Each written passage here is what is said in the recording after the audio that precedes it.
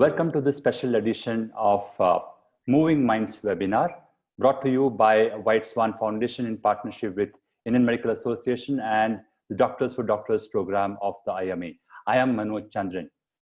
Just to give you a quick introduction of White Swan Foundation, we are a not-for-profit organization that delivers knowledge services for mental health and well-being.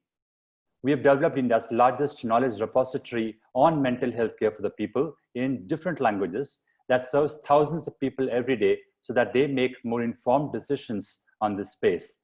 And Moving Minds is a platform that has allowed people to interact with each other and mental health experts to get their doubts cleared and build clarification so that again, they are able to better make decisions on their mental health care.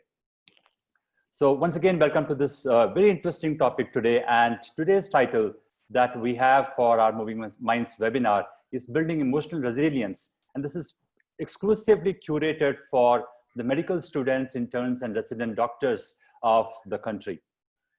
This is a webinar for medical students, and we shall begin by listening to them. And so here is a structure that I would just tell you about how we are going to spend the next 1.5 hours. So we begin with listening to the students. We will have 3 students tell us about what they think is the lay of the land from their perspective. After their talks, we will have a panel discussion. I'm so happy that we have a venerable group of experts with us as panelists today, and we would really be collecting some extremely valuable inputs on the topic of mental health and mental wellness for the students. Once again, welcome to you all, and let me now introduce you to my co-moderator. I'm so happy and delighted that I have with me Dr. Nilima Kadambi as co-moderator. Dr. Nilima is the chairperson of Indian Medical Association's National Committee for Emotional Health and Emotional Well-being of the medical students and doctors in India. A pediatric surgeon, Dr. Nilima is the vice president of Belle Sante Institute of Functional Medicine and Vice President of Belle Sante Quality Compounding Pharmacy. Dr. Nilima, welcome to this webinar, and pleasure to have you with us today. Dr. Nilima, may I now request you to deliver the opening remarks and introduce our esteemed panelists and guests and student speakers to the participants. Thank you. Thank you, Manoj. It's my pleasure to be a co-moderator, and on behalf of the Indian Medical Association and our initiative, which we have given the title of D4D, which stands for Doctors for Doctors, I welcome all our speakers, our panelists, and all the wonderful people who have joined this webinar and will participate in it in the form of Q&A through the chat box later. Just to give it a perspective, why are we doctors collaborating with the White Swan Foundation on mental health issues?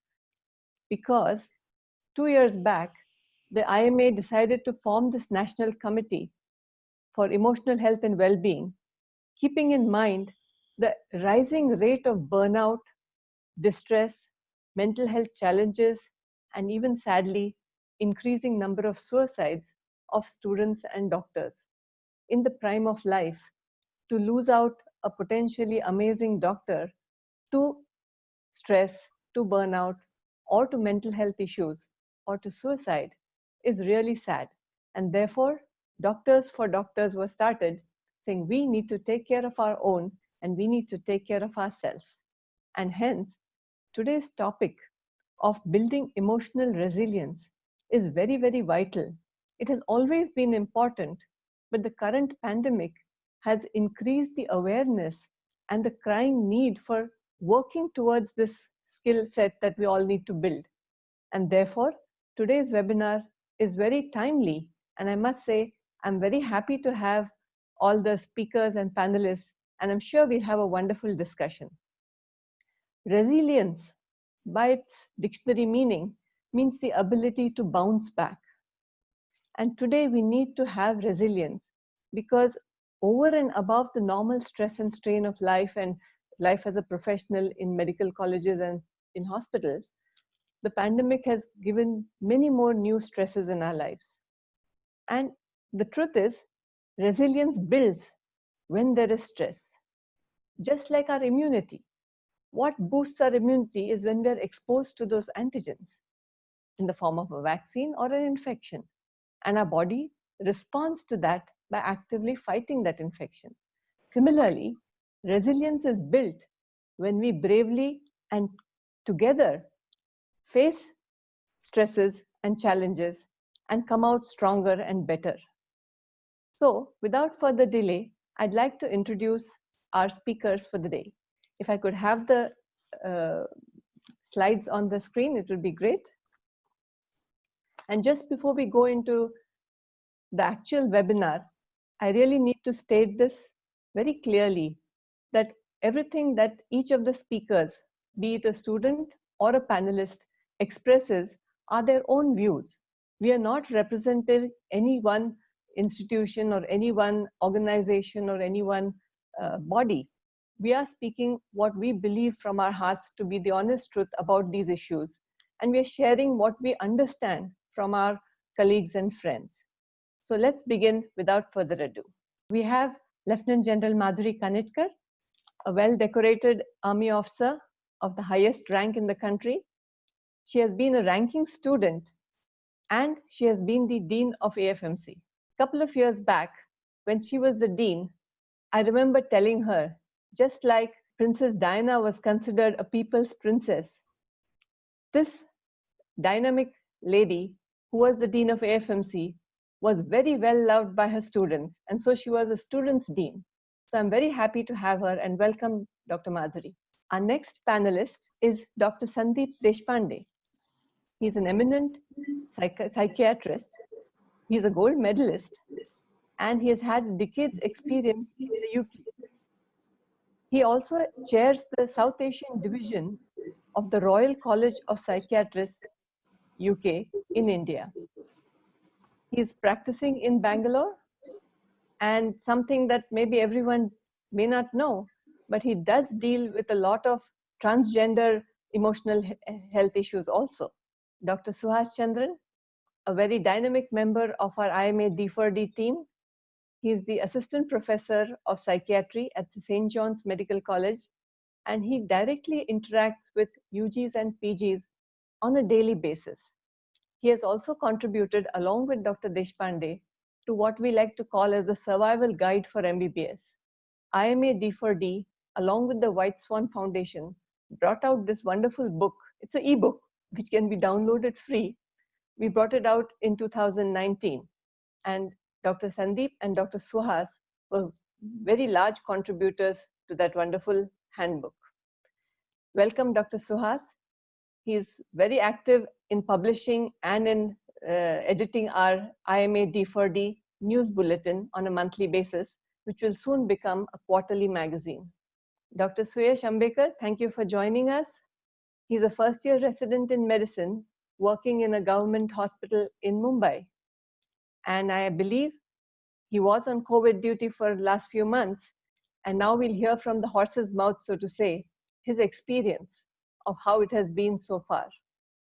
And of course, he will be talking about other challenges that resident doctors face, where small changes could make their life easier and less stressful. Thank you for joining us, Suyash. Welcome, Dr. Simran. She's a very smart intern who's also the National Secretary of our IMA MSN network. The Medical Students Network was also an initiative started a few years back, and it has built up very quickly to have membership from most colleges across India. And she works very hard to get the voice of this Medical Students Network brought to the attention of those that need to hear her voice. And today, she'll be sharing some of the information she has collected by doing a survey from across different medical colleges. And let's see, together we'll, I'm sure, figure out some solutions to many of these challenges. And every small step that we take in the right direction is an important step. So welcome, Simran. And our youngest speaker today is Miss Riya Sharma. She's a second-year medical student, and she joins us from Delhi, I think. And right now, she's doing her classes online, a very unique experience that none of us had when we were medical students.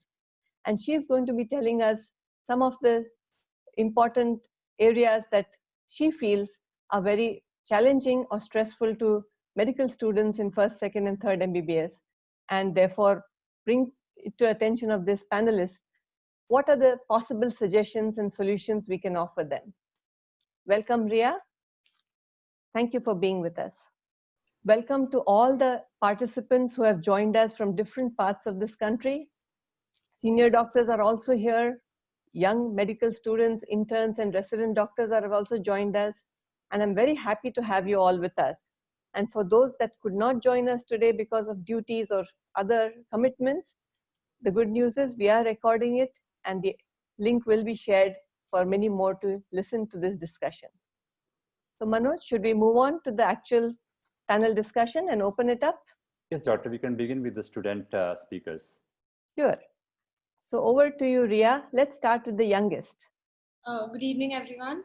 I'm extremely honored to be a part of this panel, and I would like to highlight some of the problems that I myself have faced, and hearing from my peers that all of us face as undergraduate medical students. So, can I please get the screen sharing permission? I had prepared a PowerPoint, so it's showing that the host has disabled attendee screen sharing. So good, you have a presentation, so we all get to see those points you put together. So my main, the point I think I've tried to highlight in this is that MBBS students who are doctors in making are, becoming the patients. That, as we know, even in an airplane, when you're going and they're telling you the safety measures, they always tell you to help yourself before you can help others. So I feel as our job as healers, before, healing other people, we need to be sure and we need to be, healed ourselves, that we should not be facing any problems, physical or mental, so that we can help others to the best of our abilities. First, I'd like to discuss some possible triggers for academic stress. So as we all know that medical students, they are the overachievers in every field. Since the starting, you've taken up science and then, having cracked NEET and then you enter medical colleges. The fact that you're in medical colleges itself is a, authentication that you're hardworking and you achieve all the goals you set for yourself. So when you enter a medical college, there is that pressure on you that you have been performing so well your entire life and you need to continue the streak. Because as humans, I feel we don't give ourselves the space to commit errors and to fail. Because especially in today's world, I feel all of you would agree that from our childhood, it's always been about, running the race. You have to top every class, you have to crack every exam, you have to get into the best colleges. And in that race, we forget to live in the moment and, even give ourselves time to think about how we're feeling. I have experienced this myself, that when I first entered my college and, it was such a foreign new experience. There were new subjects to be studied and I had never heard of the terms before. And, there are so many books and you don't have any, it's so confusing, all of it. So it's like this pressure to perform well and, your parents expect you to do well, the professors when you enter. So there's a lot of pressure and, I think almost when my first year ended, I stopped and I was like, am I really, I've been working like a machine. I get up, I go to college, I come back, I study. I haven't given myself any time to think about how I'm actually feeling. And there is also a very real fear of failure. Because as I said, we've always been the best, at what we do. Because anything less than the best is not acceptable to us. And because we've set that standard for ourselves, that's what our parents and our teachers expect out of us too. So when you enter into a new world such as a medical college, and there's so many foreign things, you're whatever said and done, yes, we are doctors in making, but we are also young adults. So, you're making new friendships when you enter college, you have sort of inhibitions that, what kind of a person do I want to be? Because I think everywhere you go, every person thinks that, I can reinvent myself here. So, you go there and you have apprehensions, you form new friends, you break away from those friends. So all of that, and, especially that, yes, our focus there when we go is to study. So there is a lot of, what I have faced personally is that there's a lot of confusion regarding the study methods. Because for a very long time, it takes you time to familiarize yourselves with the subjects and, decide what books you want to follow. And no clarity as to how you're expected to attempt the exams in the required pattern. So by the time you figure all of that out, there are a lot of tests, and because also one more thing I feel is that there are a lot of frequent examinations which sort of don't give you and there is the time management skills amongst at least me and my peers, as I have seen in my college, was severely lacking.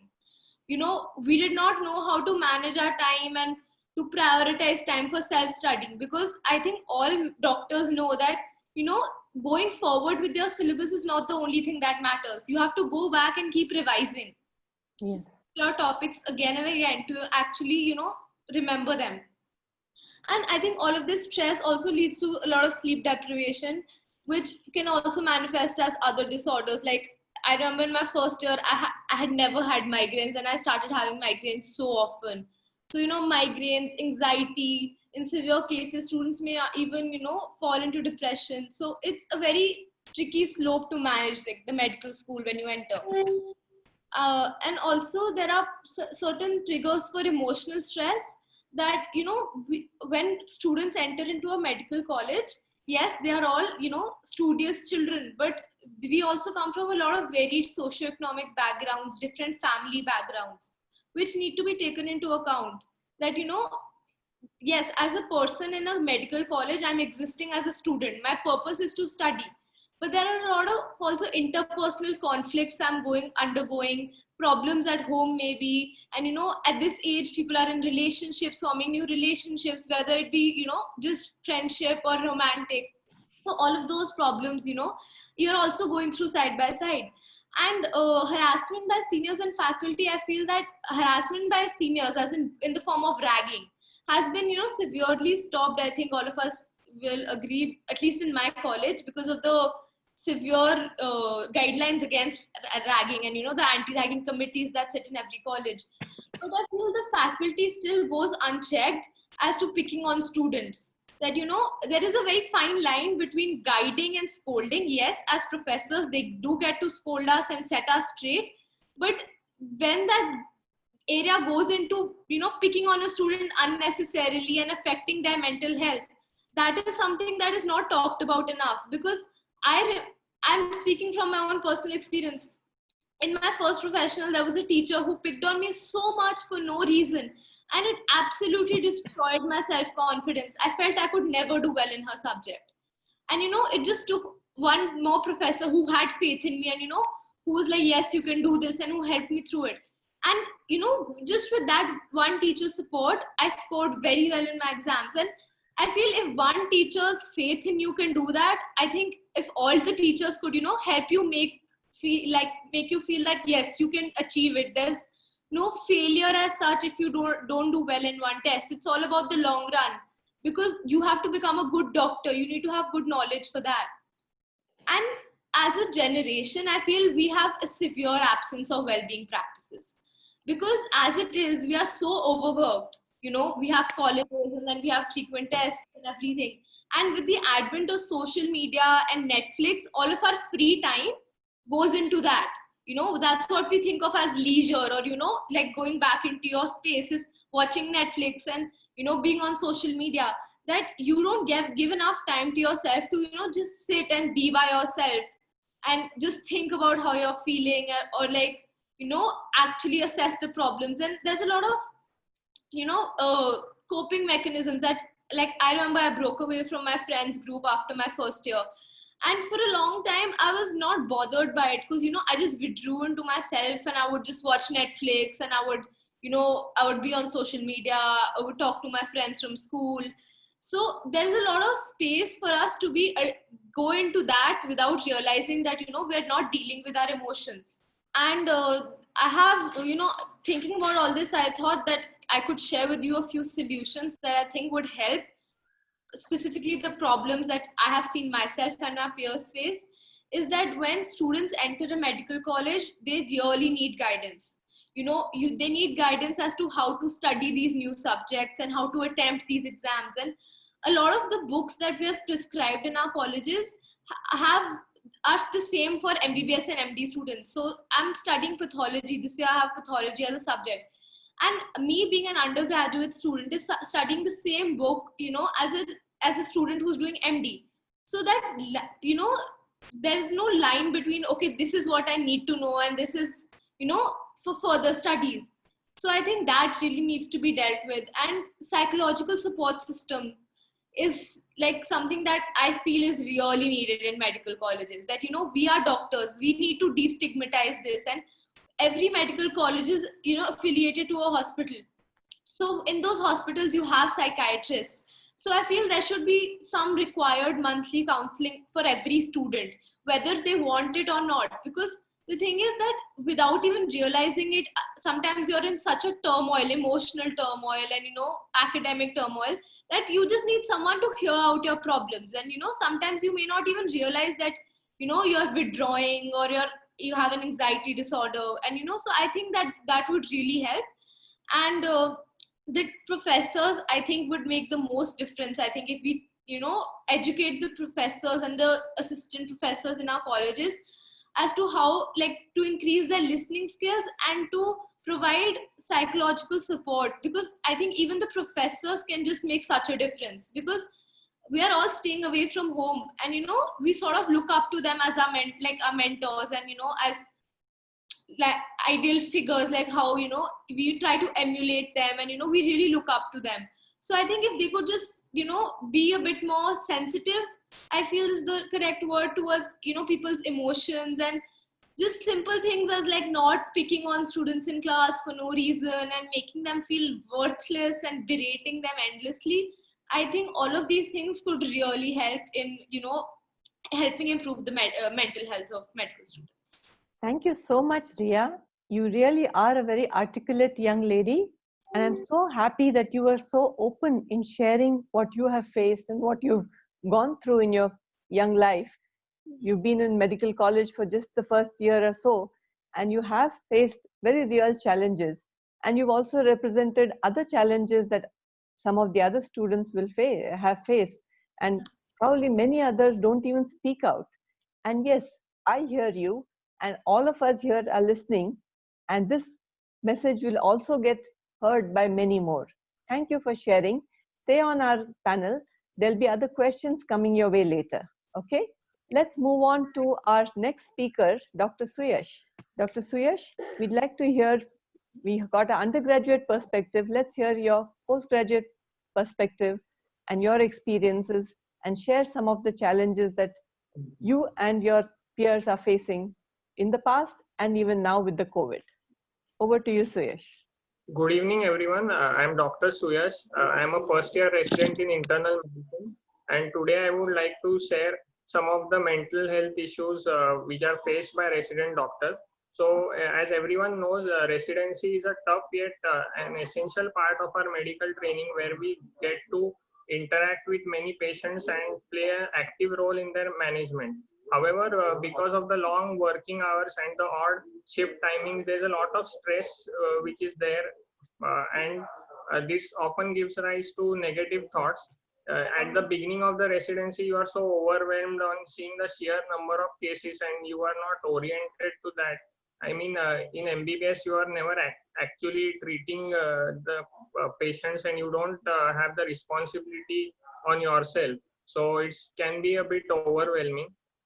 So whatever problems you face and whatever anxiety you have, it's best to open out about that and share it with others, so that it makes coping up with it's much easier to cope up with that. Here I would like to give an example of my friend who was suffering from obsessive compulsive disorder during residency. Actually, what he did was that we consulted a psychiatrist, and they started him on medication, but he was too embarrassed to share his problem with other residents, and he kept it to himself.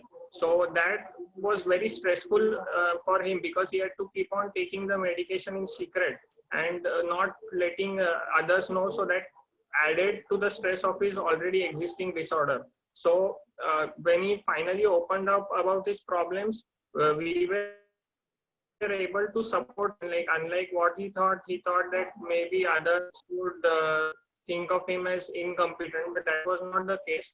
We supported him and helped him. So today is doing really well. So it's not that any mental disorder will sort of forbids you from going into residency or from treating your patients. So I think that there can't be any inhibition. You shouldn't have any inhibitions. You should just try your best. Be it a simple problem like anxiety or depression or anything, you need to open up about it and share it with your close friends and family, and if required, take professional help. There's a tendency for a lot of residents to self-medicate, which is again very wrong. So you should not take medication without consulting the doctors. Even though you are yourselves doctors, you should not take any medication without consulting the specialist. Let me just interrupt you here. You are working in a hospital in Mumbai, right? And when you joined your residency program, yes, you did have some challenges with time management because of accommodation and basic support systems. If you could share what many residents go through. Yes, actually in Mumbai, I can't generalize, but yes, in most of the government colleges in Mumbai, there's a problem with accommodation. So residents are supposed to be on call for 24 hours, 24/7. So, and they have odd shifts. But the reality is that the accommodation is a major problem in many government colleges, that even 6 months down the line, you sometimes don't get a room at your hostel.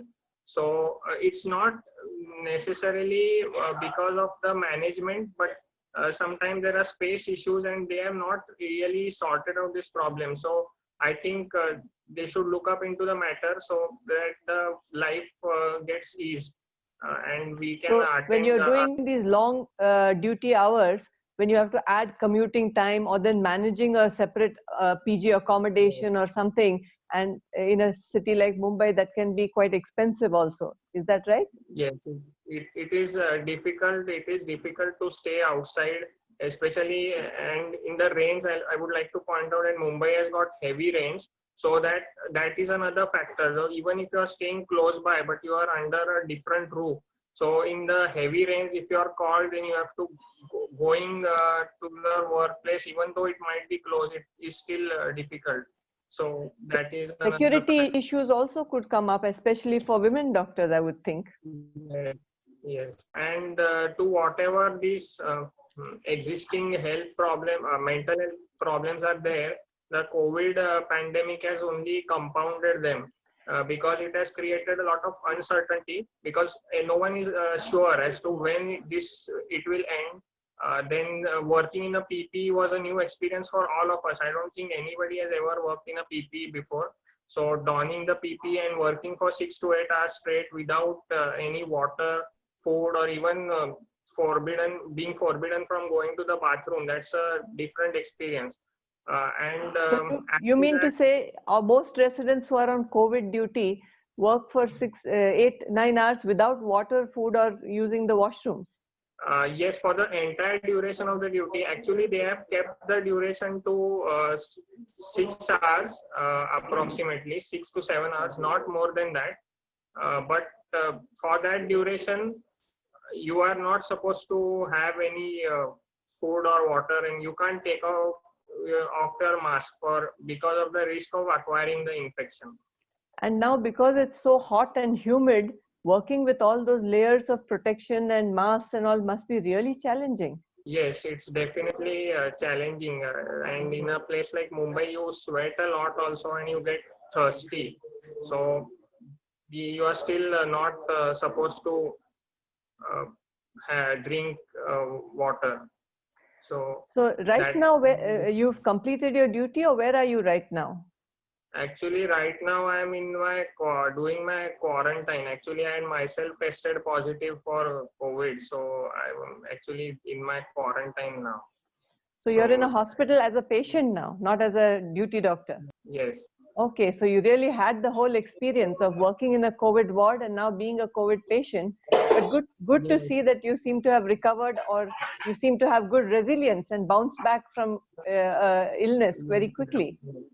Actually, the fact of being a COVID patient also, that's a different experience, because you are not supposed to go near anyone. So that social distancing, I think that itself is a mental stress, because in Oxford University, they said that rather than having social distancing, I'm not talking about patients.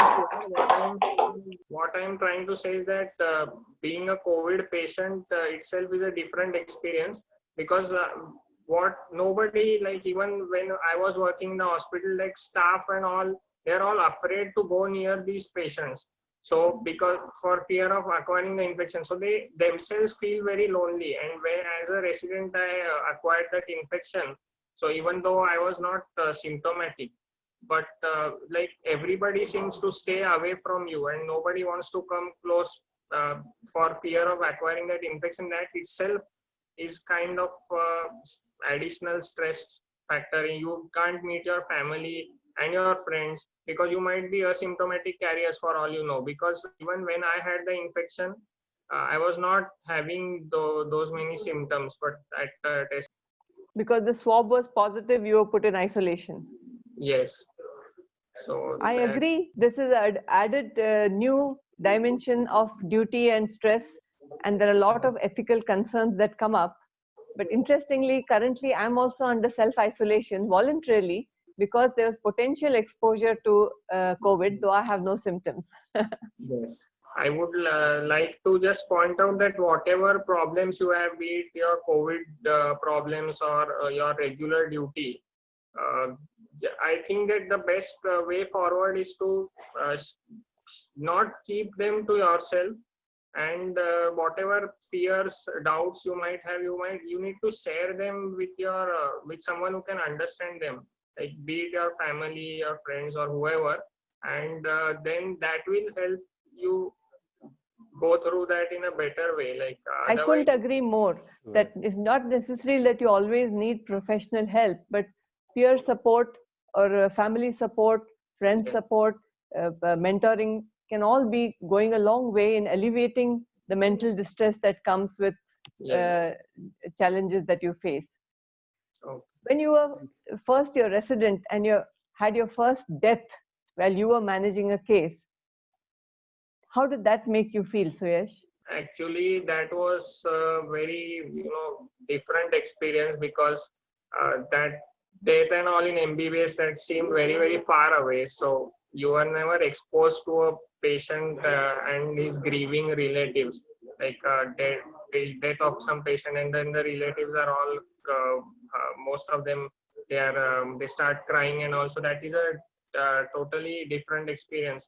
So I think it's just it takes time to get used to it, and consoling the relatives is also, I think that's a very important part, because you need to how to go about explaining the death. You don't want to make them feel agitated, you want to explain to them as smoothly as possible. So I think that takes some time and some getting used to. So I understand from our IMA survey that almost 78% of resident doctors have faced abuse from patients and relations. Most of it is verbal, but some have also faced physical abuse. So there is a lot of fear associated with having to handle adverse circumstances. And do you think your training prepares you for that? Actually, our training, in a way, it's more of trial and error rather than some formal training being imparted. So that's what I can say, that they don't actually teach everything here, but you are supposed to work and then figure out on your own. But yes, I do agree that there have been incidents where some of my colleagues, co-residents, have been, sometimes physically being manhandled by the relatives also. So that is, yes, I agree, that is one area of concern. I don't mean to side the patients here, but sometimes it's there's a part of the doctor also that he doesn't explain in a proper manner. So I think one by communicating, and yes, I agree that that should be a part of our training where we are explained that how to communicate some bad news or how to. I think communication skills is a very key part, and it's not taught well enough. But I believe, if I'm right, Dr. Madhuri, a module was introduced about communication skills for medical students. Yes. In fact, the new curriculum very nicely brought out. You're just expected to learn it, by yourself. But the new curriculum, which is a competency-based curriculum, has an ATCOM module, the attitude, ethics, and communication, and a lot of time is spent on that. So I think that the teachers are also learning and putting in these things in place. Excellent. So these are small steps that can go a long way in helping the next few generations of doctors to, let's say, come out more comfortably with the training and the skills needed to be wonderful doctors and help a lot of patients. Thank you, Suyash. Please stay with us. There may be other questions coming your way. And let's go to our third student speaker, Dr. Simran Kalra. Thank you for this opportunity, ma'am. I started with a quote saying that carbon becomes a diamond under pressure. And I think that is what we medicos are. That if talking about emotional resilience, it is the ability to roll back even with the punches. And when I talk about punches, all of us start preparation from 8th standard, 9th standard onwards, and then come into medical college. And by the time we get the privilege to add the prefix of a doctor with our name, I think there is already so much we have gone through, and there is yet so much to explore, that the healers actually need some healing too.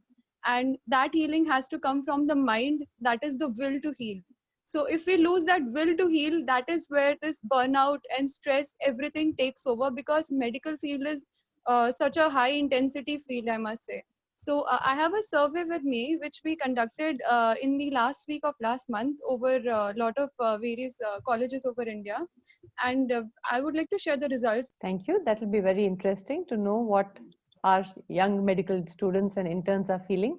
I believe you got responses from many states and many colleges. And so you could say this is quite a representative sample of the medical fraternity is facing with their students and in the new COVID times. Can you see the Yes, we can see your screen. Yes. Okay. In this presentation, there was total number of 108 responses that we got, that covered 13,591 students. So there was a consent in the form which said that so that there was no overlapping, we decided that from one college only one student will fill the form and represent rest of them, giving a consent that whatever information he or she is giving is complete and correct information for the information purpose. So here we have around 68% of the students who filled the form were not from IMA MSN. So it also represented a huge chunk of people from other various other areas. And the highest response we got was from Maharashtra, followed by Uttar Pradesh and Gujarat. Then this was the consent which all the students had to fill. And out of the interns who filled the form, around 69.2% were working in the COVID zone or COVID wards or COVID hospitals, as we can see. Coming to the problems, COVID related problems that students gave us, one was the extension of the internship, now either because of after the COVID duty or because of lockdown. So what has happened in various states that the lockdown occurred roughly somewhere in mid of March and or the end of March. That was the time when in lot of states the results of the final year come out towards the end of March, and internship starts either on 1st April, and in some colleges or some states it starts in 1st of January roughly. So a lot of colleges were affected because due to lockdown, either the registrations for internship was not done, and because of some of the other issues, students could not reach the state for the registration because they were from other states. And because of that, the internship actually got extended or did not start only. And even after COVID duties, like in certain colleges, the students are working in COVID scenarios where after 14, they should be getting a 14 days of quarantine period. Now that quarantine period is not being counted in their internship period. and that is something they'll have to put after January or after April when they finish their regular internship period. So their internship, which actually started at a regular time but is extended because of the COVID scenarios. And going into COVID duty was not something they backed out from. They did it wholeheartedly, that if they are posted they will go.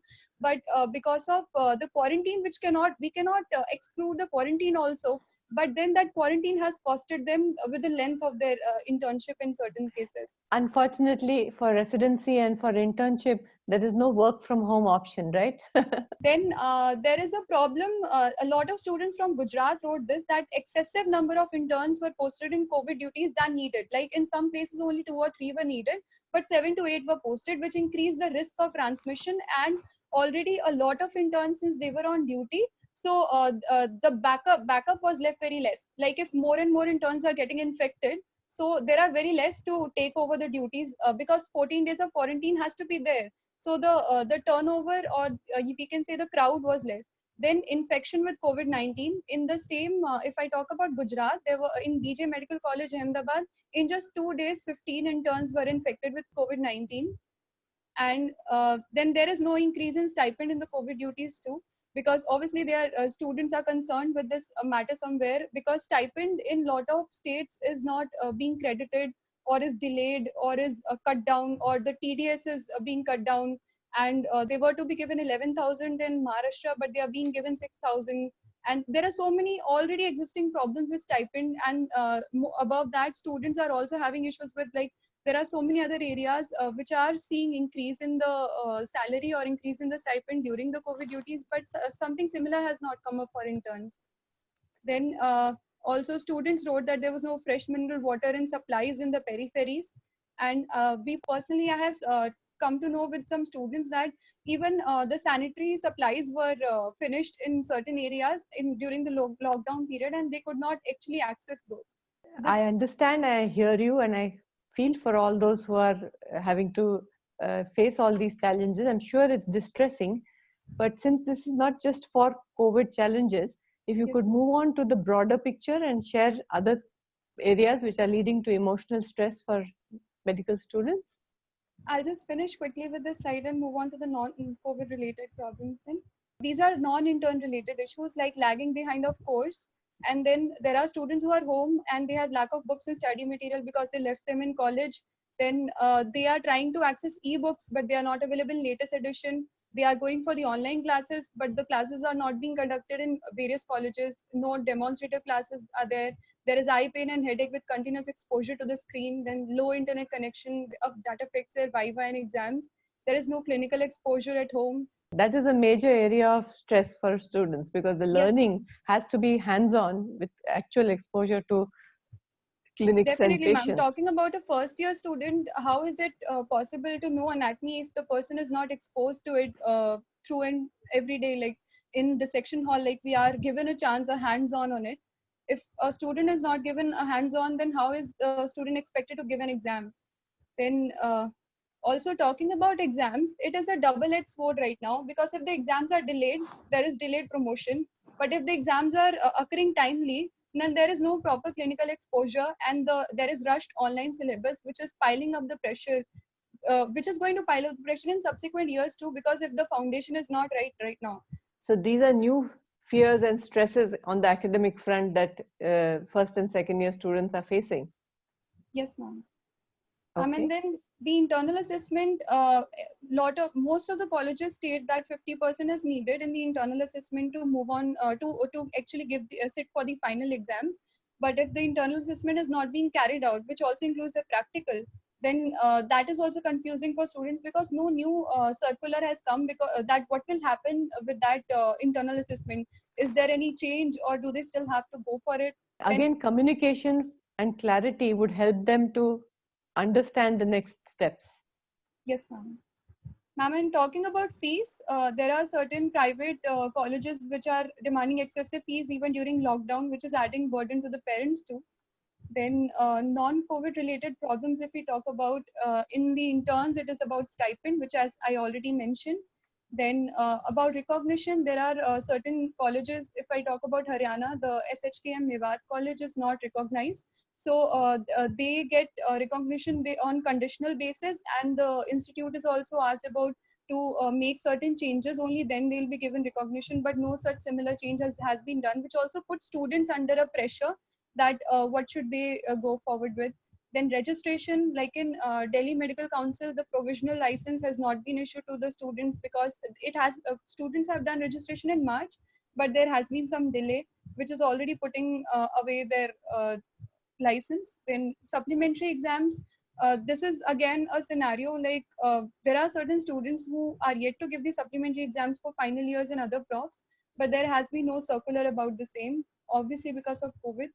And when I talk about all this, it's like students are home, they are locked down, and they have nowhere to go. They have all this stress piling up. They don't know what to do. Exams, when will they occur? There are so many thoughts going on in their mind, I'm sure. And they might be, because of the pressure at home, and everybody, because parents also expect them to go forward with the studies and not hold back because of the lockdown. They are actually turning to various, let's say, coaching institutes and online studies and everything to somehow cover up, and still landing up with anxiety about, because they don't know what is going to happen tomorrow. So I think in a scenario where the students, yes ma'am, the definitely. uncertainty is really a challenge. And in today's time, which has actually become too much of a screen time, students are juggling between their screens, I'm sure, and preparing for exams that they don't know when will happen. The COVID has been a cherry on the top for them. And if the only thing concerned here is that there has to be somebody looking out for them too, because they are going to be looking out tomorrow for the health of the nation. So we should do the right thing today, so that tomorrow the health is in the safer hands, and it is not just gamble like this. I couldn't agree more. You have stated very valid points and stress areas. And I agree completely that online learning is not the same as face-to-face or practical hands-on training. Like, let's say right now, there's a plus to having this webinar where a lot of people from across India can join us. But it's not the same as having a big auditorium where you actually have the energies feeling, and when something nice is told, people will cheer or clap. You get all those feedbacks, and you get all that enthusiasm, and you get all that energy that comes with people being together. I agree. Online learning is not completely going to be able to replace face-to-face learning. But let's take one step at a time, and we'll figure out. Yes, Dr. Nilima, in fact, I think we should, when we get into the panel discussion, discuss a little bit about online, because the reality is it's going to stay here, and we have to really find a solution to it. And we would love to hear from the esteemed panelists on that topic. So with that, thank you, Simran. Yes. Thank you, Simran. Please stay with us. There might be some questions coming your way, and we will look forward to hearing more from that data that you have collected pan-India. Now let's come back to our panelists. We have Dr. Madhuri, we have Dr. Sandeep, and Dr. Suhas.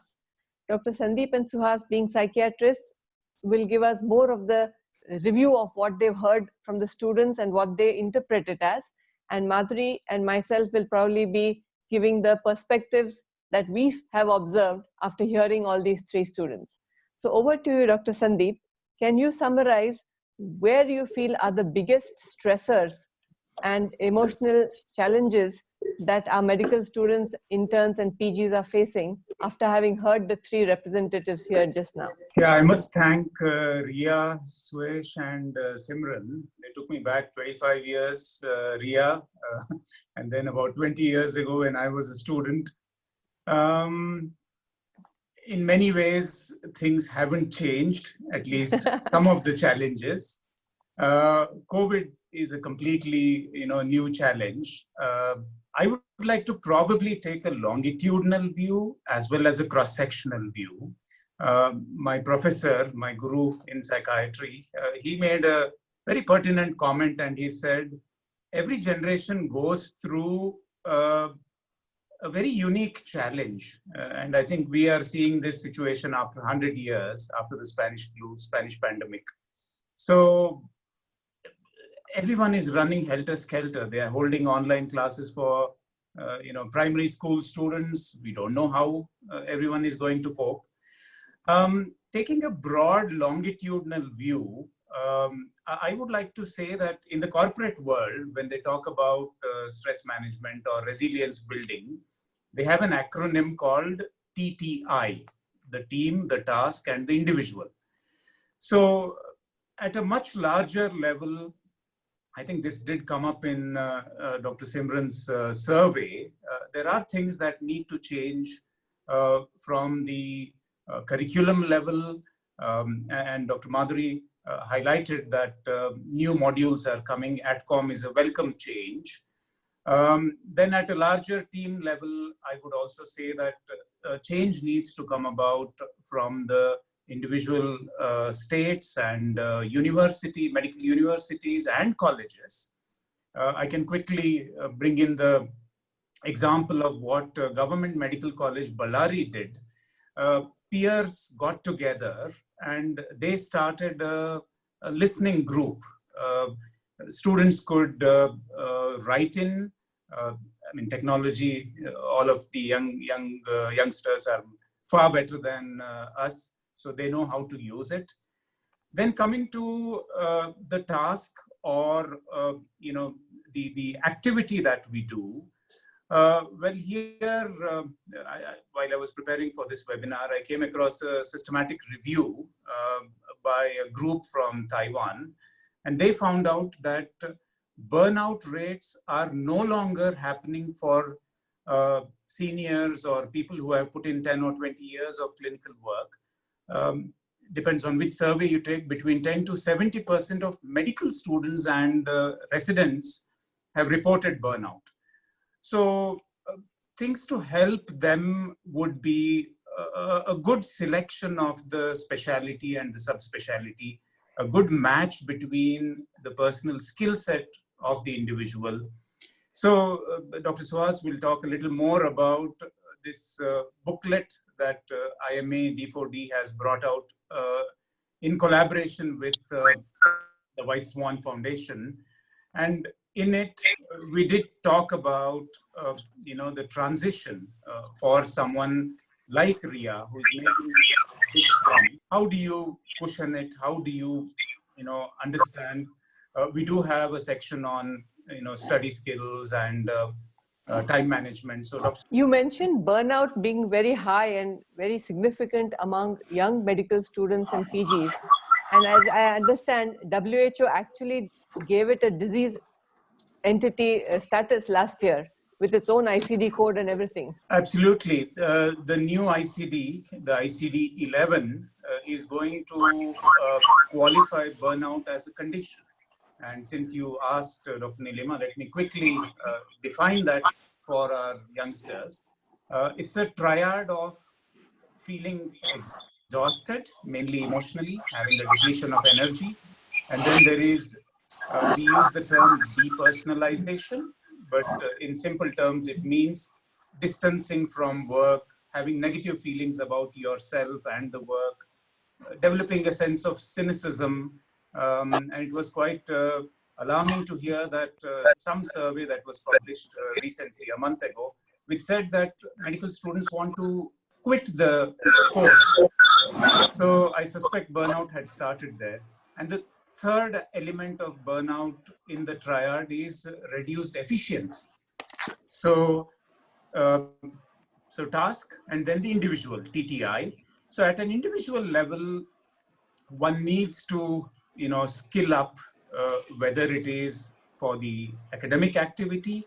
And just to respond to, one of Ria's statements, that one doesn't know how to navigate. There are about 23 odd subjects. Each of them is a different animal in itself. So one needs to learn how to tame it. How do you go through the nuances of it? I hope none of my seniors from medical school are listening to this. I found out that there's a lot to learn from those who have failed.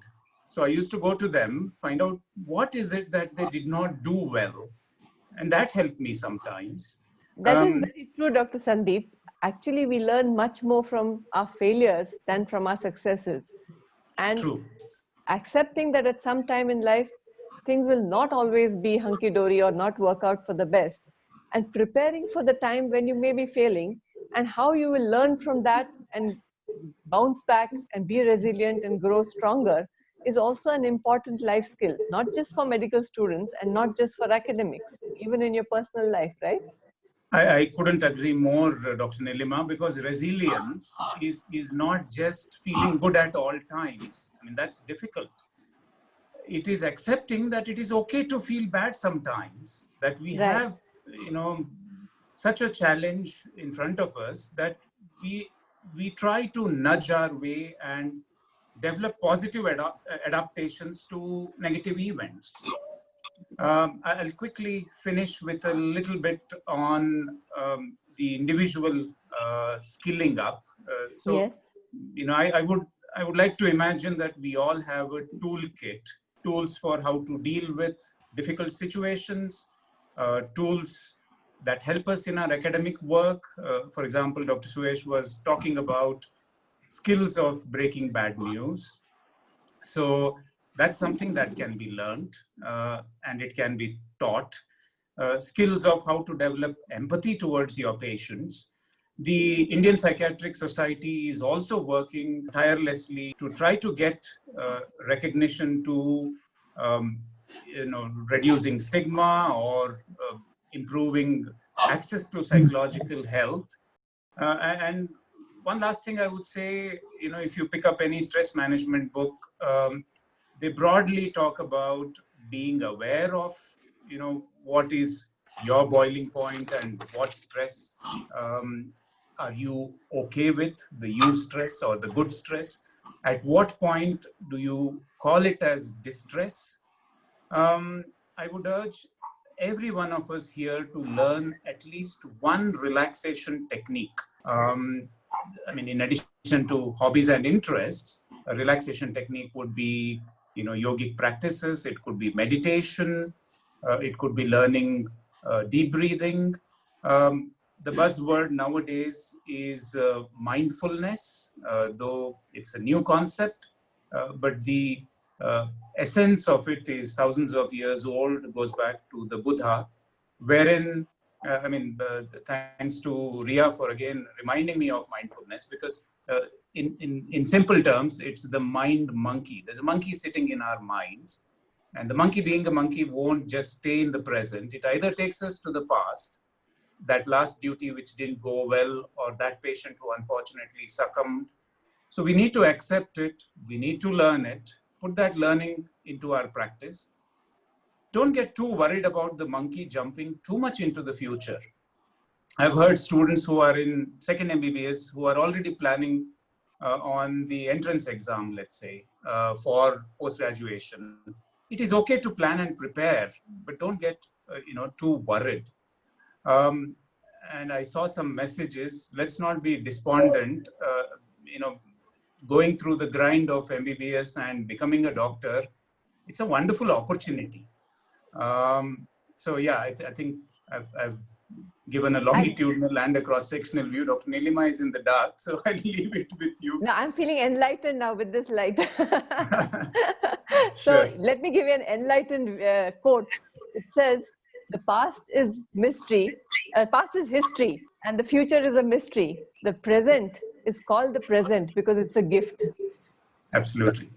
So Absolutely. I think we should all value what we have right now and not worry too much of what didn't happen right in the past or what may go wrong in the future. Accepting that things will go wrong and knowing how to deal with that and learn from it is what resilience would all be about. Yes. Thank you, Dr. Yes. Sandeep. Please stay with us.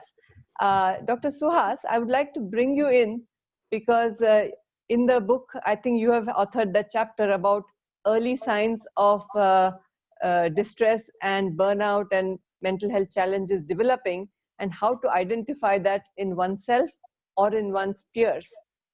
And then, of course, what to do about it once you identify it. So can you please share your thoughts on this topic, Dr. Suhas? big congratulations to all our student speakers. That involves, I think, Ria and Suyansh and Simran. I think, I mean, they've been very, very brave to come across into a forum like this and to be so lucid and transparent about all those issues they face in the ground level. None of those issues are from research papers, meta-analysis, or from Western textbooks, which is what was most pleasing to hear their versions. It is unique to India, it is unique to our culture, and is unique to the practice that has been going on for more than 100 years. So hats off to all of you for that. So the question that you asked, ma'am, in terms of how do you identify stress, burnout, and sort of what could be the markers or the red flag symptoms? I think it can present in different ways. I think we should not be under the illusion that it presents exactly the same way in every person. Whether you are a student, whether you are an intern, you're a resident, you're a doctor, it can present in different forms, and we need to be aware of that. Or rather, I would use, we need to be mindful of that. For example, sometimes signs can be very subtle. It can be both psychological as well as physical as well. In terms of psychological, I mean, your mood might be low most days. You might lose interest in things that you were previously interested in. There might be an undertone of irritability, things that are that did not irritate you in the past, something that seems extremely trivial to you. It might work you up to the extent that you end up having fights with peers, with faculty, or with parents. Biological functions, including sleep, appetite, might find it difficult to fall asleep. Sleep duration might be reduced. Your appetite might be a problem. So it can present in different ways. And even sometimes a lot of students, because I do see and treat medical students who have not just functional issues like stress, but burnout and depression as well. Sometimes the signs are so subtle in the sense that they can just have physical complaints. Like somebody mentioned, I think it was Ria who mentioned she joined first year and she had headaches. You can have only physical symptoms, and it can be a headache, it can be gastrointestinal symptoms like diarrhea, abdominal pains, general fatigue. How much ever you rest, you don't feel recharged, have muscular aches and pains. So there's an absolute wide spectrum in which symptoms can present. And I think Sandeep hit the nail on the head when he said that awareness is important. Even with this book, what were we trying to do? We were trying to sensitize individuals that this is a problem that can exist. Only if you are the first step, the first solution to any problem is to accept that there is a problem. To be aware how does a problem present. Only then you can go to the next step and solve it. So and probably important, wouldn't it be important for them to also be aware that they're not the only ones? Many Absolutely. more are going through very similar challenges, and yes, it's not unique to them, and they can reach out and get help. absolutely. Let's look at what Suyash said. He said he had a friend who had OCD, and the friend was not able to connect with anybody or even talk about it for a very long time. Now, can you imagine the distress this person must have gone through? Imagine a person having an exacerbation of bronchial asthma and you tell him not to have a wheeze, not to hyperventilate. How is it possible? Now, that must be the similar difficulty that this particular student must have felt. And look what happened when he actually went ahead and told people. People were accepting of it. So one message that I want to be very clear is sometimes the stigma exists within us. We think that people will react in a particular way, but actually people will be supportive. He also mentioned how important it is to share stories. All of us need to share our stories, whether they are doctors, senior doctors especially, to tell that, you know, when I was a student, I experienced this. A lot of junior doctors and students feel very lonely in their experiences. And if they can hear senior doctors who have gone through the struggles and now thriving, to hear them talk about it can be therapeutic. You know, it is really helpful. So please remember, with sharing your stories, people's hindsight can be some other person's foresight. And I want to be very clear about it, that you might actually be saving a life. The more open you are with this, you have no idea the ripple effect of it and how helpful it can be for students. So these are basically— Just a pause here, Dr. Suhas. Yeah. Since what you're saying and what some of our student speakers said, we want people to hear us. They want us, they want to be heard. They want to be listened to. And even if you can't immediately correct the problem, the fact that it was heard and it was empathetically heard helps you cope with it. So perhaps IMA D4D could have a webinar like this to create a platform for sharing stories, good, bad, and ugly, and just sharing sometimes relieves the distress. The best medicine is listening. Listening has a medicinal value that sometimes even the best antidepressants cannot match. And it is important to know that you are not the only one out there going through that similar experience. There have been people who have suffered the same problem and recovered from the problem, that there is a solution available. These are people who are in the same shoes as you are today, but they have gotten better and there is treatment available. And some stigma or myths that exist have to be debunked, in the sense that people think the only treatment for depression and burnout is antidepressants or medications. There is therapy available. It's an evidence-based treatment. There is cognitive behavior therapy and other therapeutic principles that are available. So I think that it is extremely important that students are aware. And like you said, listening, it need not happen only with a psychologist or a psychiatrist. It can be a mentor. It can be a peer support that you have. Student counselors, a lot of medical colleges, including the one that I work in, have a lot of student counselors. And listening is something that they can also do, because it is catharsis, it is ventilation at the end of the day, and it is definitely going to help. So I think you hit the nail on the head. Listening should come first, then comes the medication and the diagnosis. Thank you, Suhas. Please stay with us. And I would encourage all listeners to download a copy of the MBBS Survival Guide. And a lot of very specific tips are there. Read it, pass it on to your other colleagues and friends, especially the young medical students and PGs who are listening in here. I would like to bring one more aspect of emotional well-being and resilience, and that is having fun in life. Even when you are surrounded by disease and death and distress and disabilities, it doesn't mean that you have to be completely serious and completely somber and pulled down and sad about everything that's happening. You have to also look at the brighter picture. Just like the media is highlighting all these COVID issues, but they should highlight that 90%, 95% are recovering. 80% don't even have many symptoms. 90% don't even need to be in a hospital. And those who are actually already ill with other diseases may succumb if COVID gets added. But they highlight only the negative aspects of the large numbers. So having fun and having ability to laugh and smile is also important. So I would like to bring in Dr. Madhuri here, because I remember she had spoken once about a fit mind in a fit body. So Dr. Madhuri, what would you say were some of the measures that were implemented when you were the dean at the Armed Forces Medical College that really helped emotional well-being among the students? Thank you so much, Nilima. And again, like everyone else, I'm really thankful to especially Simran, who did an amazing analysis and a feedback from so many students, and Ria, who, I mean, she sounded like that first MBBS student when I felt the same. Ria, don't worry. I'll start by complimenting you by saying that I joined AFMC and felt like took Nilima's thing very seriously, like, you know, a child who gets into a toy shop and suddenly has everything there. So there was, you know, getting into a top college, and then you had the sports and the dramatics and everything. And I had I'll share honestly that I really had a nil ke barabar attendance. I failed in my first part exam. And I don't think even Dr. Nilima knows who's my sister, by the way. Yeah, but then I got you know, was so scared when a letter went home, and my parents wanted to know, was that why I wanted to join medicine? So I said, no, I want to become a doctor, but I also want to have fun becoming a doctor. I think that is what I would share and reinforce. And that was the first time I learned the lesson of time management. And I think that is what I would like to share with all the students here, that life is about time management, and the sooner you learn, the better. And nothing like a medical college where you're pulled in every direction and you learn to prioritize and you learn to do that time management, because you need that as a doctor. You need that to balance your personal life with this, and you need to balance it to have fun also. So I think you learn your lessons while doing this. That's one thing.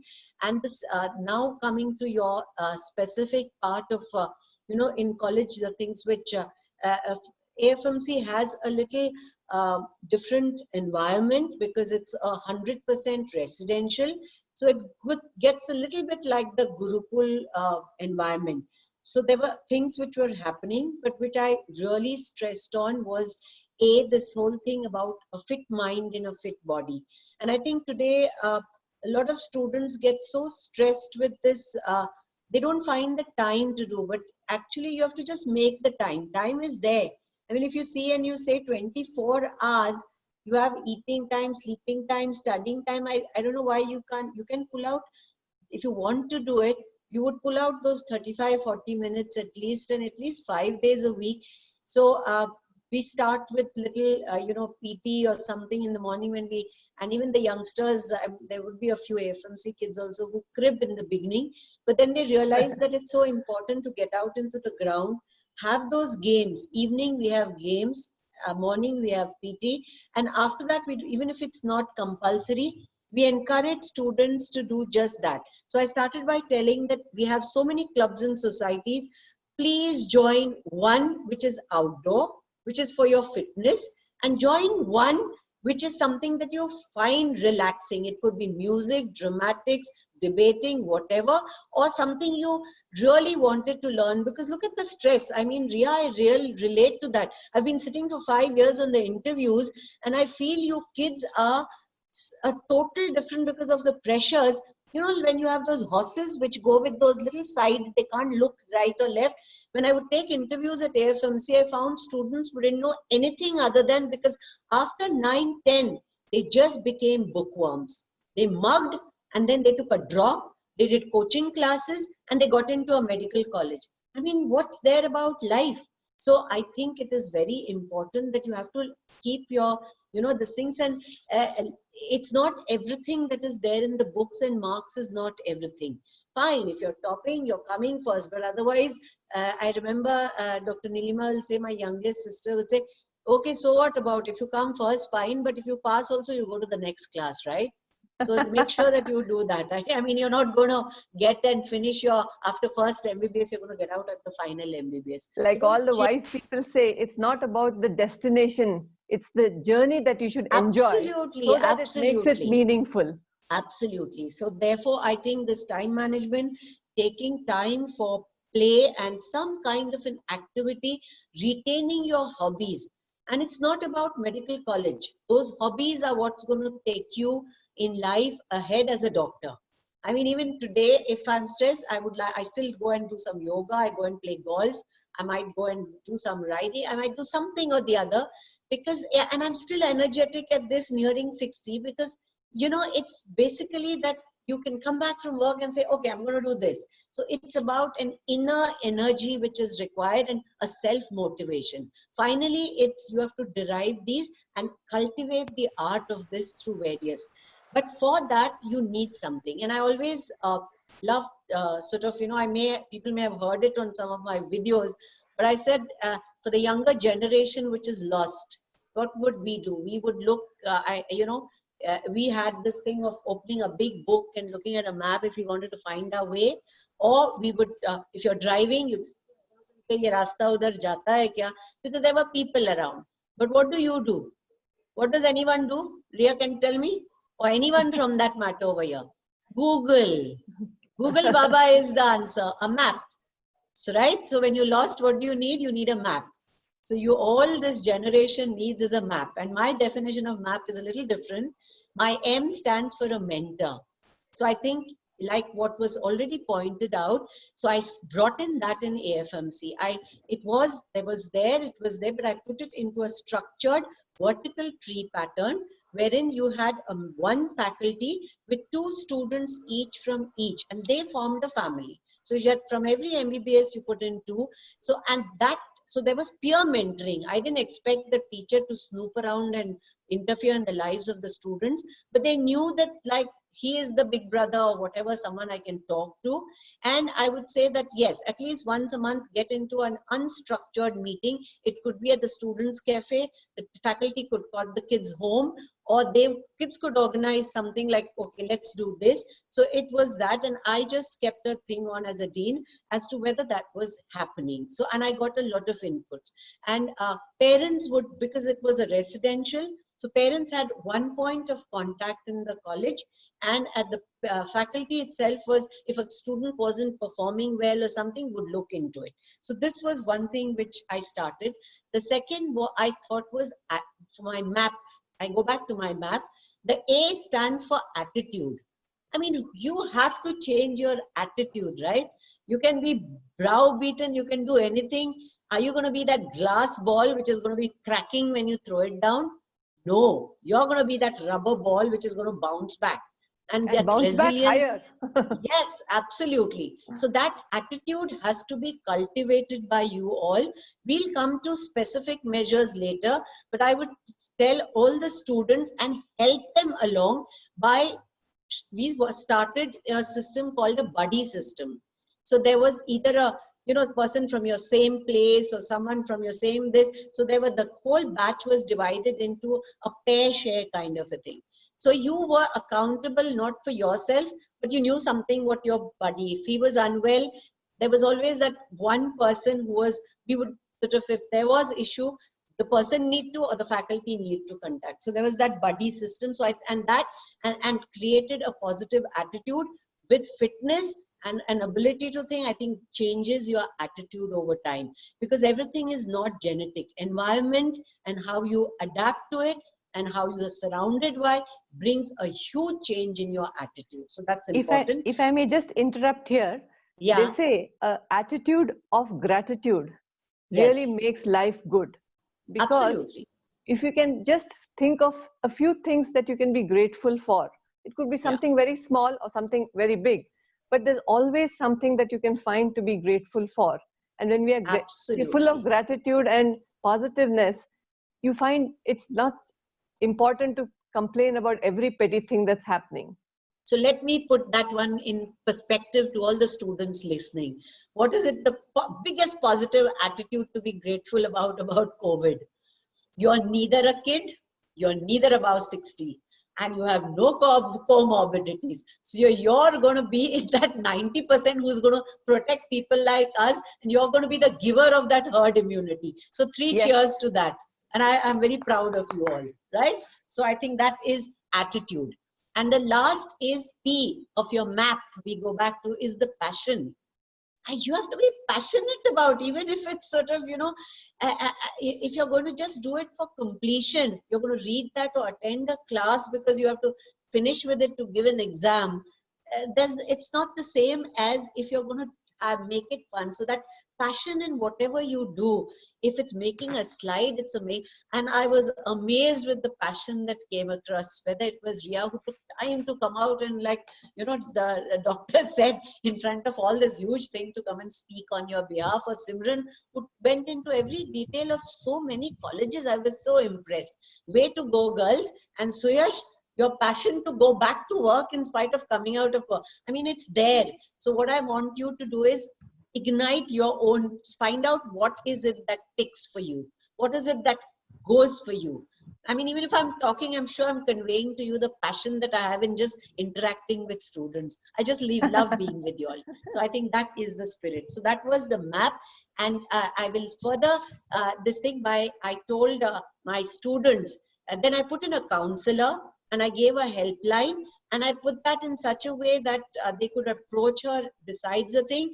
And I told the counselor, I don't want to snoop on. Students should feel free to tell you, but if there's a red flag, please come and tell me that this person is having, I'd like to help. So this is something, these are some of the few measures that I put in, but I think you kids are way ahead of us in technology, in adapting, in having this thing and going on for all the information. So just go ahead with your map, find yourself a mentor, get yourself that attitude, bring out your passion, and you will do great. Thank you, Dr. Madhuri. And so we have it all mapped out for everybody now. Yes, Dr. Nilima, we have a lot of questions here, and we also may not have time to really cover the questions that we had planned for the panelists. But one of the things that comes to my mind is that while on one hand we're telling the students about the need for, and this very powerful inputs have come in from the panelists for the students, how do they really try to address the whole worry animal that is sitting on their back. And now there are mounting worries of various kinds. We have heard about all those new worries that from the 3 student speakers also. How do they begin to say that I'm mindful of the worry, I have to offload the worry and begin to pick up those nuggets and advices that I've listened from the 3 panel members? And they're very valuable inputs. That's something that I think it would be nice to address, so that we not necessarily get into each of the specific worries that there is a long list here in the questions.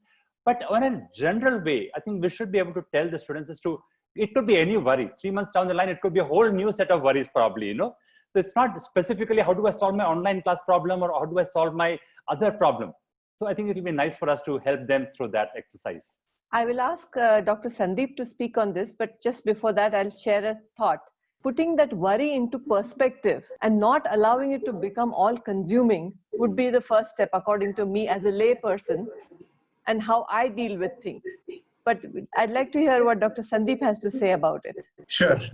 We actually have a definition for worry in psychiatry. We are good with terminologies and labels and whatnot. So worry is a round of painful thoughts. So if I'm not able to log in today, and if I keep thinking about it, that becomes a source of worry. No, I have still yet to recover from Dr. Madhuri's map. And ma'am, I think you just compartmentalized it so wonderfully. So thank you for that. It makes Suhas and my job easier. See, it's imagine a pyramid way of looking at this whole thing.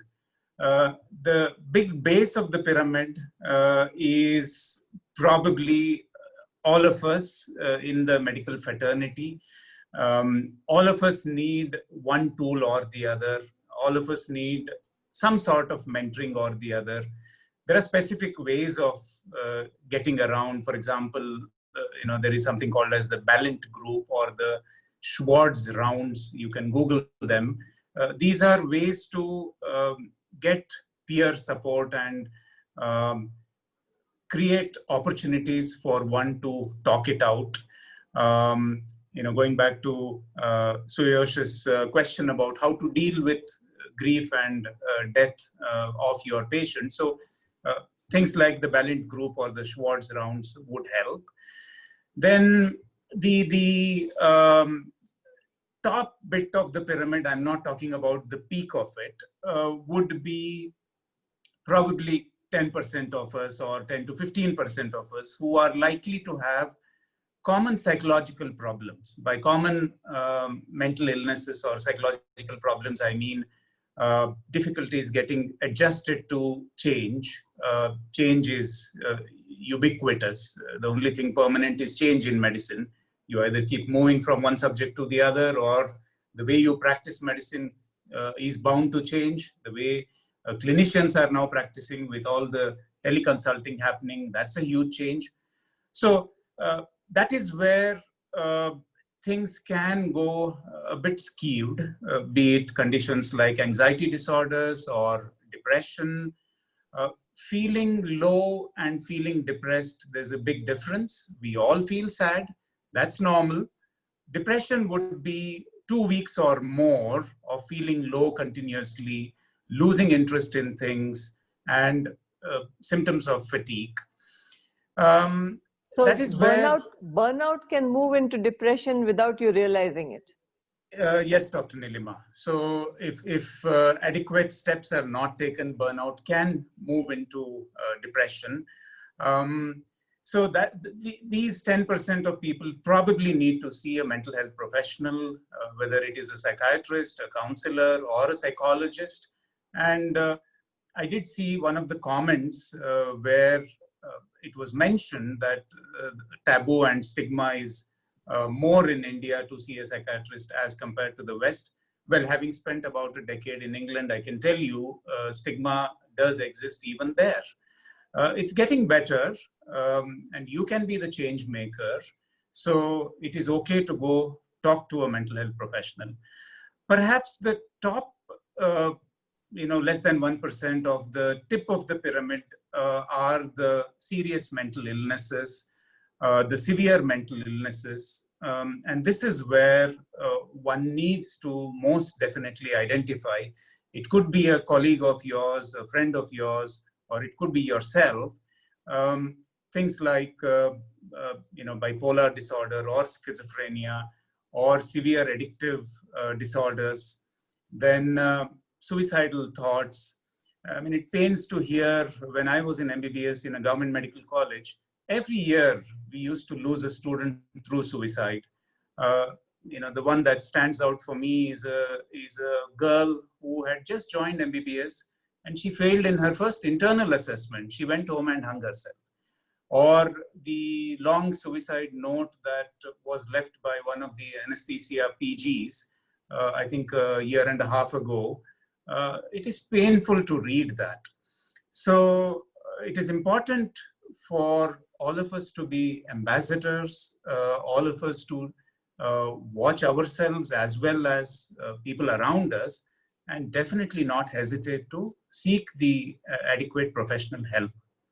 Very well said, Dr. Sandeep. And whereas in your time and my time, we used to have one odd case in a year, ever since I became the chairperson of this Doctors for Doctors, every 10 to 12 days, I get a detailed report about another suicide. And it's really sad because I believe it's a preventable cause of death. If timely identification of the underlying causes or the mental distress is there and healthy coping mechanisms are built in or treatment is given, it can definitely be prevented. So I would like to ask Dr. Suhas about what are the common coping mechanisms that he has observed among students in his experience as a psychiatrist attached to a medical college, unhealthy coping mechanisms that are frequently resorted to, and what would be the healthier options? Dr. Suhas? Before I directly answer that question, ma'am, I'll just add on to what Sandeep said and to Manoj's question on worry, how it's a constant thing on your back. And, students are always worried. And the shortest way to put it is that there are only 2 times in your life that you're not worried. And one is before you're born, and the other time is when you're died. So other than these 2 times, the entire journey from the start to the end, there's going to be worries. It's inevitable. But think of dealing with worries like how you deal with any other skill. Think of the first time any of you drove a car or drove a cycle. It was not perfect.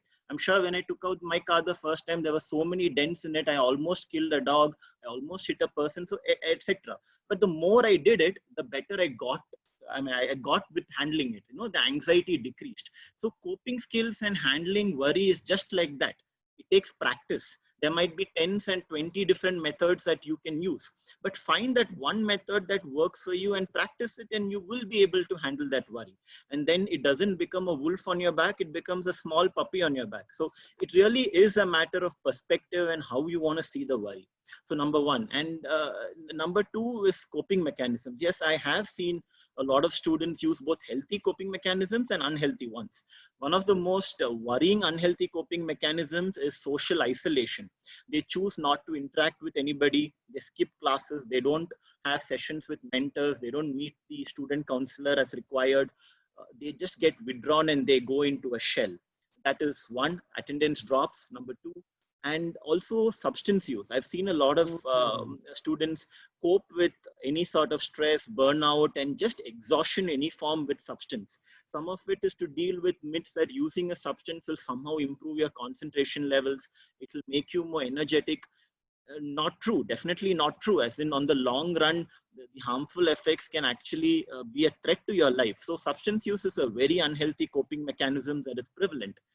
Number 3 is to deal with it in terms of displacing the anger and frustration on people around you. It could be a family member, it could be your hostel mate, it could be your teacher, stringing up conversations, fights, and constant arguments with these people is also another unhealthy way of coping. I also at times seen healthy ways of coping. For example, let's say Simran today posted that survey. It was her way of coping with something she did not understand. She was herself feeling stressed and she thought doing a survey like that will give her a new perspective on how to handle it. That is one healthy way of coping. Do something about it. engage. I know people who have engaged in well-being initiatives. These are people who have done, taken student mentoring. They have taken student self. They have tried to talk to their peers to sort of help out in any way possible. So getting involved in well-being measures is itself one way of taking care of your well-being. I've also seen a lot of people change the way they think about certain things. For example, I think Suyansh is the first year medicine PG. I mean, your first real definitive experience as a full-fledged doctor is happening at the time of a pandemic. I mean, can you imagine that? Your first experience will define the sort of doctors you will become. There are a lot of interns, a lot of PGs who are starting their career right now. Over the years, there have been doctors who have started their career during hurricanes, famines, epidemics. But once in so nearly... Or war, exactly, or any other natural disaster. But once in 100 years, you're starting your career at the time of a pandemic. That must mean for something. I mean, we have had where one single RNA from a winged mammal has brought the entire human race to its knees. Now, what do we do for the next pandemic? Some of these solutions are actually going to harbor in the minds of these students today. And that is because of their experience, the crisis they have gone through. And if you can handle this crisis, you can handle anything, the way that I have come to deal with it. As I see it, Dr. Madhuri pointed out that they are the lucky ones who are the young, healthy ones who are going to survive the pandemic, and such a huge learning, unique opportunity that we never had. Thankfully, we never had. There are so many things that you cannot learn from the operation theater, that you cannot learn from the best of textbooks. These are things that you can learn only from your experience. And today, the things that you will learn will stand you in good ground throughout your entire career. So I know, see, for example, Suyash, I cannot even relate or even tell Suyash I understand what he's going through. He's COVID positive, he's in quarantine. But if he comes out and has a reflective narrative of what happened rather than a traumatic narrative, that is resilience. That's how coping develops. That's how resilience develops. So even when you find the smallest of crises, if you can find a window of light in it, I am sure that light is going to guide you home throughout your career. So that is how I would answer that. Suyash has given us an excellent example that he's there with a smile on his camera in that single room with nothing else to keep him entertained, but willing to share his experience and show that he's still willing to go on and learn from what's happened. And sharing it with everyone gives everyone the chance to learn, including us. Thank you, Dr. Suhas. Yes. And I would like Dr. Madhuri to add about what she believes would be the way forward in not just mapping their coping mechanisms, but in actual curriculum related skills or institutional related interventions, small ones that can give very high dividends, like some of the things that were done when she was the dean. I think there's one thing I'd like to add to what Dr. Suhas was, coping skills. I found one problem which people are resorting to, and I would like to guide the youngsters who are listening on, is an addiction to the net and social media. This is something that I found was happening when I sort of interacted and got in with and close to the students. There were people who were spending too much time, and you don't realize it, but it starts really impinging on your thing. So where you're trying to cope, where you're trying to balance out your time, I think this is also important, and where a self-discipline of, okay, I'm going to check my messages or get in use only this part for communicating or interacting and keep it off is, I think, a very important thing I'd like to tell everyone. As far as, to take your point forward, Dr. Nilima, I thought I would, in this process, try to also address some of the points that came out from, I've been reading some of the questions, plus I've been listening to the students, and at the moment, they're really worried about what will happen. They're missing out on classes, are they missing out? And that's because we have tuned ourselves to get into a rat race at all times. Everything is about time. We feel everything should finish. It's not like that. I mean, look at this, that the whole world, if the whole world is going to write off 2020, and yet y'all are not really writing off, but you're probably going to have all a little extensions, 2-3 months, and then, yes, the online classes are stressful, but look at it that you're at least able to keep connected with people. You're able to listen to this thing. There's someone taking efforts to teach you and not sitting back and say. And also, you're a part of the new normal that we're all developing. We're going to have this and going to have to learn to live with it. So there are going to be a lot of changes. I mean, for that matter, this webinar, I'll be honest with you all, ever since lockdown has come in, I'm on some kind of a webinar every second, third day. I don't think I ever did so much of it. And yes, though there was that whole auditorium, in a different way, I feel closer to each of you because I feel I'm face to face with each one as against a whole auditorium where the last bench I could not. Here I can just change the pages and see that, right? And the rest is, I want to tell you that we are all continuous learners. I thought Dr. Vivek put up a point about being lifelong learners. I assure you the teachers are under bigger stress than you are. Because I am a part of the MEU. We were not born to teach online. We are making attempts to teach you all, to remain connected with you all. So though it's not the best, but we are also learning, and I'm sure a feedback from you all that, putting in some questions in between or putting in some, giving that kind of, keeping the chat on, making it participatory might also help improve what we have. So instead of whining for what is not, let's try to improve what we have, and this is going to be. So I think, please don't worry. 2-3 things that I'd like to tell you all is, yes, this is not time wasted. This is a time you have been given to spend with your family, to spend, to reflect, to start using the time to read something beyond your books also, because life is learning a lot of other things. So yes, while you're reading, enjoy reading up things what is available. So keep doing your whatever 3 hours or 4 hours the classes chalte hain. But imagine you're sitting at home, you're not rushing in a bus, you're not catching a local, you're not running all the time. You have the whole day to think about it. So divide that time and use it fruitfully. I can assure you that the MCI is as concerned about you, and every few days we are bringing out new guidelines. Being on this thing, we do sit down and think of your problems where we can find a solution. The postgraduate residents, there was a problem, it was extended, but it was decided that no, we must get on, new batches must come in, and fair enough.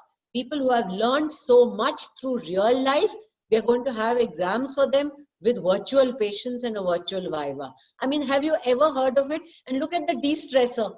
Suddenly, you don't have to stand in front of 4 examiners and present that long case. Yeah, look at the positivity. So everything is happening in its own, and the organization and the system and the country is with you all. So whereas exams will be conducted, internship would, if there is a delayed period, probably the PG entrance would also be delayed. So everything would keep on getting adjusted and a little telescoped so that we can fit in. And that's where your resilience is going to say. Can you learn? When you want to, you can learn the same thing in fast forward. And take this as learning experience. Use your time fruitfully. I mean, there's so much you can do in your own neighborhood. Have you thought of, like you've done, you can do a survey with your neighborhood. What are the perceptions?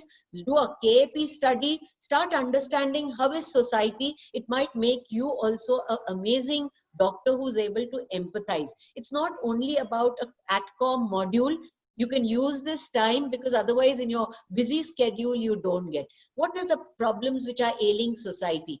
Look, when you look at the news and say, okay, Hyderabad, a doctor was beaten up. Why was he? Can I do a survey to find out what is it that's ailing society? Why are they against us when I'm trying to do so much? Can we look into that? So I can give lots of examples for you to say that there's so much that you can do. The other thing I wanted to, the MCI, the other important is, people are talking about clinical, being away from clinical. Simran here would bear with me. It's a huge concern for the education and the educationists and the deans, that why are students today not attending clinics and classes, but would rather be with DAMS or some other coaching class and are already into their PG. I mean, you've not yet learned your UG, you're bothered about the PG. Whereas if you said that, yes, the PG seats are increasing, Every year, that is what the government and the organization, PG seats are going to be increased. So you're going to as long as you study, you do your bit, learn to become a doctor, a good doctor, and enjoy that PG, develop a passion for it. It's not about just going for a coaching class and cracking the exam. So take time to reflect on this. And I thought Dr. Suhas's word was there. I think we have not taught our students to reflect. So there I will tell you that now the students at AFMC, when they join in, and that form, initial what they call the foundation course has been added for that. Students are coming and parents are asking us, there is a waste of time. Medical ke liye gaye 8 weeks, what are they doing? But we are trying to bring in this thing that, okay, you've got it, you've got into a medical college, spend some time to go and see the wards, spend some time to see, why have I done medicine? Is it because there was peer pressure? Is it because my parents said, study and become a doctor? But now that I've gotten, and I'm the lucky because there are lakhs appearing and there are some 50,000-60,000 who would get into, if I'm lucky to get in here, do I reflect on it and say, am I going to do, things and start thinking? So the aim of the system is it's changing for the better. And I would like all the students listening to this to say, how am I going to benefit from this and give back? So this is something I'd like to share. I totally agree with you that this is your mindset. If you think you've wasted time, it'll really be wasted. But you just change the wasted to invested. Then you've invested this time to understand yourself better, to understand your needs better, to understand how lucky you are in whatever you are in life and what you can give back. That is such an important time. And I like to think that this reflection is not something that you do it when and if you find the time. You make time for it. And I like to call it me time. And everyone should have their own me time when maybe you're doing nothing, just daydreaming or just being in the now and enjoying being alive, breathing, without gadgets, without interaction, and even calming your mind. It's a form of meditation. You don't have to be sitting in yogic posture and chanting something to be in meditation. If you do anything wholeheartedly, single-mindedly, and with full joy and involvement, that is meditative. And that's very cathartic to your negative emotions and your stress. We have already exceeded our time. Yes. So, Doctor. Manoj, would you like to wrap it up? Yes, I would love to actually, Dr. Nilima. In fact, Dr. Madhuri, thank you so much for bringing up some very fascinating inputs. And I also don't want the participant students to miss out very, very valuable life lessons that Dr. Madhuri has put in the chat window. Please look for it. She's answering a question from a student about how she managed time at AFMC. And know that she would also have had worries and all. Yet there are some very fascinating, very interesting tips that Dr. Madhuri has given us on time management during your UG days. So please go through the chat window and find those answers. It will really be very helpful to all of us, I think. So, can I say one point, please? Yes, Dr. Please. The Madhuri ma'am told about how we can use our valuable time. I would like to share one personal experience over here, that when I entered in college during MBBS in the first year, I was a very studious person and I spent most of my time with the books, and my college was in an isolated place. And that is when over the time to de-stress, I found this new area of photography. I started doing photography with my phone, and it just became my passion over the time. And my photos have been used in Tokyo in a picture studio also. And that is when I realized that you don't know your capacity till you actually try to see it, or you try to find it in you. And being lost in the books is not the world, and we have to see a bigger picture. And being a medical student, I think all of us, apart from doing what we are doing, there is something or the other hidden in us. And there is just one life. If we don't try to find it, it will be lost with us. So I think that is what I think we all should do. Try to find whatever we can. To be truly successful and Dr. happy. Nilima, if I could quickly add to what Simran said, if just a minute. I attended a TED Talk once. As in, it was a sequel to the TED Talk where the person actually presented only for me because he was just practicing. So he asked 3 questions to the doctors in the sense that, what are you doing? What are you good at doing? what are you currently doing? And the answers to all of these three things are medicine. You're good at medicine, you're practicing medicine, you are a clinician. But then the question is, what else are you doing? So I know a lot of people who are plastic surgeons, who are good musicians. I know an orthopedic surgeon who's a stand-up comic. So find that something else, whatever it is, even if it is pottery, clay painting, whatever it is, XYZ, even others don't have to know. But find something that can teach you things that cannot be taught by the materialistic things. And that's very, very important. As a medical student, as a resident, all of us had, and all of you have aspirations. You want to have hundreds of publications, you want to have multiple books, you want to be working in the top hospital in the country. Some of you want to go to a foreign country, you want the most expensive car, etc. In my years in medicine, I have seen people who have done all of this. I've seen people who have achieved all of this, but they are still not happy.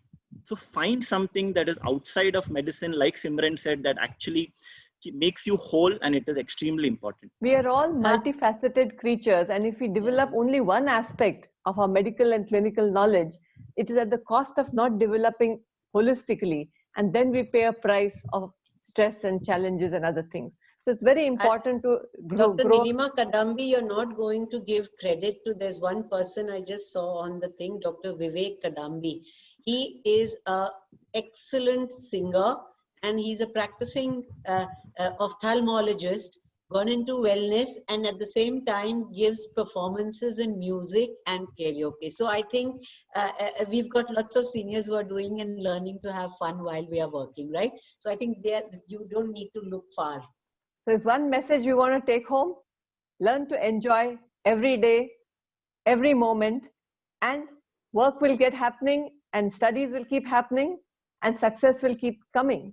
But learn to enjoy every moment and be happy, right? Can I just request the White Swan and Yes, your, Doctors for Doctors, if you all already have, it's excellent, it can be spread around, but you all can start a mentorship program. There may be a lot of retired teachers who would be able to, so you have an online platform where teachers can sort of, and any student with it becomes like we all brought out that they want to be heard. So it might be something that, someone wants to just talk to this, and you don't have, you don't want to sometimes just talk to your close associates, or you're scared, or your family, and you can talk to an unknown distinct. So you may have senior doctors, and we could start a platform like that. Maybe instead of a helpline for counseling, we should just have a helpline for listening. Yes. In fact, if I may quickly add, I would urge everyone to download, especially the medical students, to download the survival guide. We've already had around 2,000 downloads from the White Swan Foundation website. Dr. Suhas, myself, and a bunch of doctors who are part of this initiative under D4D would want to hear from you. Would you like us to come up with a separate booklet, maybe catered towards junior residents or senior residents? Would you like us to talk about specific study skills for subjects? And we would like to do that. In fact, I'll request Dr. Madhuri to come up with maybe a prototypical paper. That was one of the requests from the participants in the chat, as to how you conceptualized the MAP program at AFMC, and could that be rolled out? After this call, I'm sure the D4D core team will get together, and we will also discuss if we could come up with replicating some of the good practices locally for your medical colleges. Yes. So do keep in touch with us, do write to us, Yes. Do keep us informed. And with your permission, Dr. Suhas and Dr. Sandeep, I'm going to let the cat out of the bag, that we are working on a addendum to the MBBS survival guide for really coping with COVID for medical students. It'll soon be available. Yes, thank you so much, Dr. Madhuri. You had a point to make, Dr. Madhuri? Yeah. I just said we've had a great session, and I think if not closing, if there are any students who would like to, type in any questions for anyone, because we would like to hear their things more. Yes, Dr. Madhuri. There are a lot of questions that have come in, and one of the things that I think common thread across a lot of the questions and solutions and tips and advice that we've heard from panelists is also communication and opening up. Be mindful. So one is, of course, we can speak about the fact that you should be happy and you should take care of your well-being, but allow the fact that we can still have some problem. We can falter. It's an illness, after all, we all can face. And building a communication channel and making sure that you have people around you with whom you can speak and speak out, reach out, is an extremely important message every student must understand. And I think the participants that we have here in this webinar are great ambassadors to take the message across to other students. My suggestion would be, since we've had such a wonderful participation and so many questions coming up, and I think it has been a very fruitful discussion, maybe we can make this as a monthly webinar that we do it on by a calendar event, and different doctors and different panelists and different specialists can be brought together. And every time it's recorded and made available, it will spread. So let's leverage technology and experience of people who've been there, done that, and share it. And sharing and caring makes the world a better place. So thank you, Dr. Madhuri. Thank you, Dr. Sandeep. Thank you, Dr. Suhas. Thank you, Ria, Simran, and Suyash. And thank you, Manoj and White Swan Foundation for giving the tech support to make this happen and being our collaborators with Indian Medical Association, Doctors for Doctors. Have a wonderful day. Good night.